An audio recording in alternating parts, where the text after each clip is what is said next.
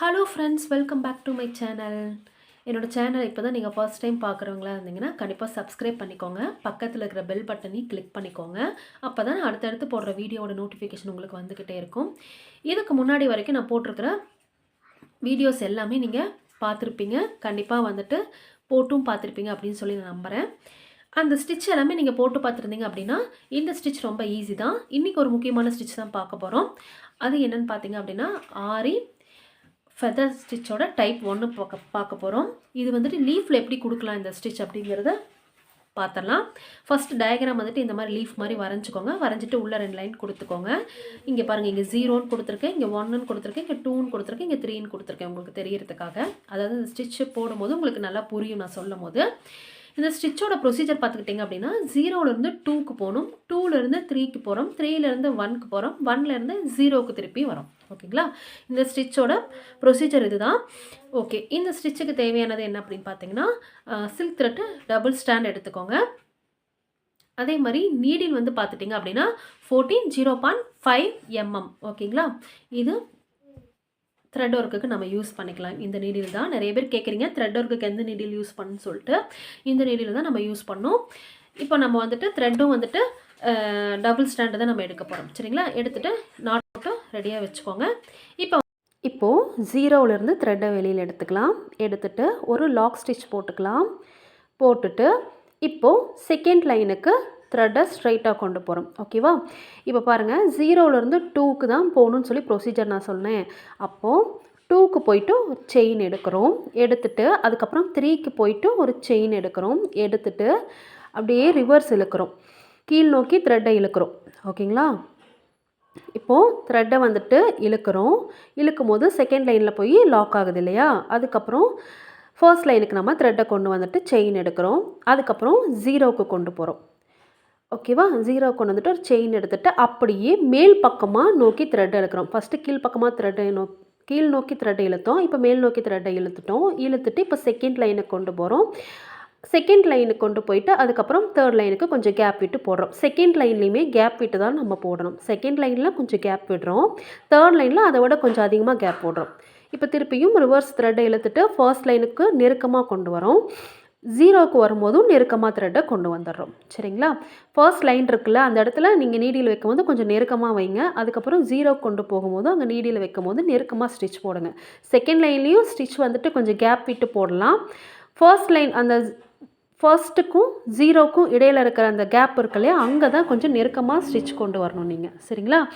இப்போ பாருங்கள், செகண்ட் லைனில் கொஞ்சம் கேப் விட்டு தான் நான் போடுறேன் பாருங்கள். கொஞ்சம் கேப் விட்டு ஸ்டிச் போடுறோம். தேர்ட் லைனுக்கு போகும்போது அதை விட கொஞ்சம் கேப் அதிகமாகவே விட்டு நம்ம ஸ்டிச் போடுறோம். ஓகேவா?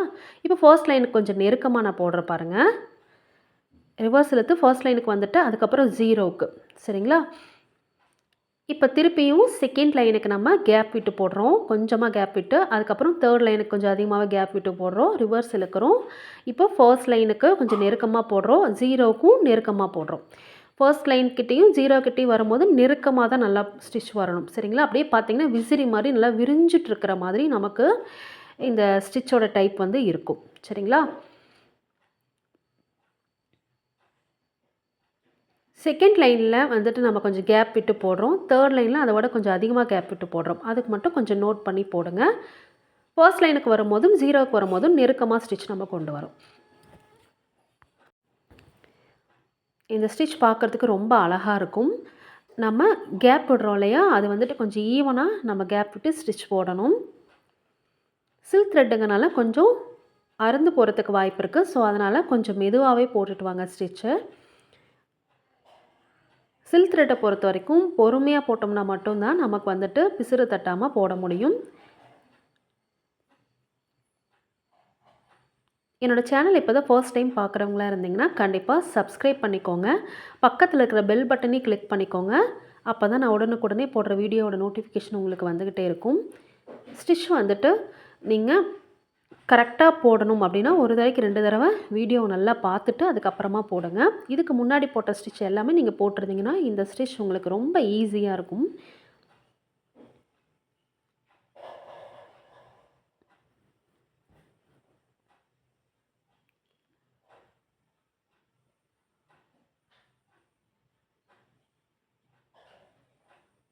இப்போ ஆல்மோஸ்ட் நம்ம முடிக்க போகிறோம். இதுக்கு பீட் ஒர்க்கு கொடுக்கும்போது இன்னும் அழகாக இருக்கும் பார்க்குறக்கு. இப்போ பீட் ஒர்க் கொடுத்துட்டு நான் உங்களுக்கு காட்டுறேன் பாருங்கள். இப்போ நம்ம எண்டுக்கு வந்தாச்சு. 1க்கு வரோம், அப்புறம் 0க்கு வரோம், செயின் எடுக்கிறோம். எடுத்துகிட்டு பக்கத்துலேயே ஒரு குட்டி செயின் எடுத்துகிட்டு அதுக்கப்புறமா நீங்கள் வந்துட்டு எண்ட் நாட் போட்டு ஃபினிஷ் பண்ணிக்கோங்க. இது கொஞ்சம் நல்லா ஸ்ட்ராங்காக இருக்கும். ஸோ அதனால் நான் சொல்கிறேன். இப்போ எண்ட் நாட் போட்டு நம்ம ஃபினிஷ் பண்ணிட்டோம். 0க்கே கொண்டு வந்து நம்ம முடிச்சிட்டோம். 0வில் ஸ்டார்ட் பண்ணி இது வந்து 0வில் நம்ம முடிச்சிருக்கோம். சரிங்களா? இப்போ வந்துட்டு நம்ம பீடு கொடுத்துடலாம். இப்போது செகண்ட் லைனும் ஃபர்ஸ்ட் லைனுக்கும் வந்துட்டு நான் 2 mm பீடு கொடுத்து ஃபில் பண்ணிக்க போகிறேன். இங்கே பாருங்கள், இந்த மாதிரி நான் காட்டன் த்ரெட்டு தான் எடுத்திருக்கேன். த்ரெட்டை எடுத்துகிட்டு வெளியில் லாக் ஸ்டிச் போட்டுட்டு தான் நம்ம பீட் ஒர்க் ஸ்டார்ட் பண்ணுறோம். லாக் ஸ்டிச் நான் போட்டேன். இப்போ பீட் ஒர்க் நான் ஸ்டார்ட் பண்ணுறேன். இப்போ ஒவ்வொரு பீடோ தான் நம்ம வந்துட்டு என்ன பண்ணுறோம் அப்படின்னா ஸ்டிச் பண்ணிட்டு வரோம். இப்போ ஆல்ரெடி நம்ம வந்துட்டு த்ரெட் ஒர்க் பண்ணியிருக்கோம். ஸோ அதனால் நீங்கள் போடும்போது பார்த்து போடுங்க. இல்லைன்னா வந்துட்டு த்ரெட்டு வந்துட்டு அறுந்து போகிறதுக்கு வாய்ப்பு இருக்குது, பிசுறு தட்டுறதுக்கும் வாய்ப்பு இருக்குது. ஸோ அதனால் கொஞ்சம் பார்த்து போடுங்க. ஓகே, இங்கே முடிச்சிட்டோம். இப்போங்க எண்ட் நாட் போட்டு ஃபினிஷ் பண்ணிக்கலாம். காட்டன் த்ரெட்டுங்கனால பீடு ஒன்று போட்டுட்டு பக்கத்தில் ஒரு செயின் எடுத்துகிட்டு அப்படியே நம்ம எண்ட் நாட் போட்டுருவோம் இல்லையா? ஆனால் நரம்பில் போடும்போது இப்போ சப்போஸ் ஒரு பீடு லாஸ்ட் பீட் கொடுக்குறீங்க அப்படின்னா அதை ஒட்டி ஒரு செயின் போட்டுட்டு அதுக்கப்புறம் ஒரு செயின் எடுத்துகிட்டு அதுக்கப்புறமா நீங்கள் எண்ட் நாட் போட்டு ஃபினிஷ் பண்ணணும். எக்ஸ்ட்ரா ஒரு செயின் எடுக்கிறனால நமக்கு நரம்பு கொஞ்சம் ஸ்ட்ராங்காக இருக்கும். நம்ம எண்ட் நாட் போடுவோம் இல்லையா, நரம்பில் வலிக்கிட்டு போகாமல் கொஞ்சம் நல்லா ஸ்ட்ராங்காக எண்டு நாட்டு வந்து விழுகிறதுக்காக தான் நம்ம வந்துட்டு அப்படி சொல்கிறேன். சரிங்களா? இப்போ நான் த்ரெட்டை கட் பண்ணல. இப்போ செகண்ட் லைனுக்கு அப்படியே தான் நான் மூவ் ஆகி போயிருக்கேன். இப்போ செகண்ட் லைனில் மூவ் ஆகி போனாலும் த்ரெட்டை கட் பண்ணலினாலும் நான் லாக் ஸ்டிச் போட்டு தான் நான் வந்துட்டு திருப்பி பீட் ஒர்க் ஸ்டார்ட் பண்ணுறேன். இப்போ இதுவும் நான் முடிக்க போகிறேன். ஓகே, இங்கேயும் வந்துட்டு நான் எண்ட் நாட் போட்டு நான் ஃபினிஷ் பண்ணிக்கிறேன். ஓகே, இப்போ வந்துட்டு 2 லைனுக்குமே நம்ம பீடு கொடுத்துட்டோம். இப்போ நான் த்ரெட்டை திருப்பி கட் பண்ணல. இப்போ 0வில் நான் த்ரெட்டை எடுத்திருக்கேன். த்ரெட்டை கட் பண்ணாமே கண்டினியூஸாக நான் போட்டுட்டு வந்துட்டு தான் இருக்கேன். இருந்தாலுமே 0க்கு வரும்போது நான் திருப்பி லாக் ஸ்டிச் போட்டுட்டு தான் நான் பீடு ஒர்க் வந்துட்டு ஸ்டார்ட் பண்ணுறேன். இப்போ இங்கே வந்துட்டு நான் 3 mm பீடு தான் நான் கொடுத்து அவுட்லைனை முடிக்க போகிறேன்.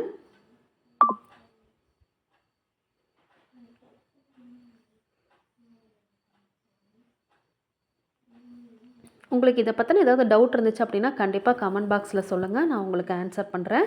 நம்ம வந்துட்டு லீஃபோட ஷேப்புக்கு ஏற்ற மாதிரி நம்ம என்ன பண்ணோம் அப்படின்னா ஸ்டிச் போட்டுட்டு வரணும். சரியா? அதே மாதிரி தான் நம்ம போட்டிருக்கு.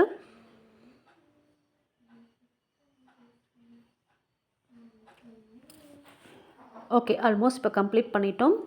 3 mm பீடு கொடுத்து லாஸ்ட் நான் கொண்டு வந்துட்டு 0 கிட்ட கொண்டு வந்துட்டு எண்ட் நாட் போட்டு நான் வந்துட்டு ஃபினிஷ் பண்ணிக்கிட்டேன். இப்போது இந்த ஸ்டிச் வந்துட்டு முடிஞ்சது. பாருங்கள், இந்த ஸ்டிச் நம்ம போட்டுட்டோம்.